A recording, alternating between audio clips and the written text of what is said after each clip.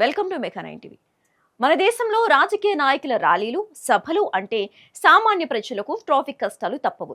గంటల తరబడి రోడ్లపై ట్రాఫిక్ ఆగిపోయినా, పనులు ఆగిపోయినా సరే నాయకులు వెళ్లే వరకు సామాన్యులు మౌనంగా భరించాల్సిందే. కానీ ముంబైలో ఒక మహిళ మాత్రం ఈ విఐపి కల్చర్ రాజకీయ నాయకుల తీరుపై తిరుగుబాటు చేసింది.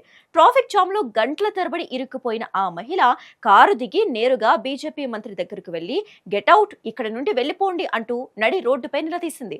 మంత్రి గిరీష్ మహాజన్ ఆమెను కూల్ చేసే ప్రయత్నం చేసినా ఆమె వినలేదు. మీకేమైనా బుద్ధి ఉందా? వందలాది మంది ప్రజలు ట్రాఫిక్ లో చిక్కుకున్నారు. పక్కనే ఖాళీ మైదానం ఉంది కదా, ఆ మైదానంలో మీ నిరసన చేసుకోండి, రోడ్లు ఎందుకు బ్లాక్ చేస్తారు అంటూ చెలరేగిపోయింది. దీంతో అక్కడే ఉన్న పోలీసులు ఆమె దగ్గరికి వచ్చేసరికి వారి మీద ఓ రేంజ్ లో ఫైర్ అయ్యింది. ఓ సామాన్యమైన మహిళ మంత్రికే వార్నింగ్ ఇస్తున్న ఈ వీడియో ఇప్పుడు దేశవ్యాప్తంగా కూడా సోషల్ మీడియాలో సెన్సేషన్ గా మారింది. ముంబై మహిళ చూపించిన ఈ ధైర్యానికి నెటిజన్లు ఫిదా అవుతున్నారు. ఇలాంటి ధైర్యం అందరికీ రావాలి, నాయకులకు ప్రజల కష్టాలు పట్టవు అంటూ నెటిజన్లు ఆమెకు అండగా నిలబడ్డారు.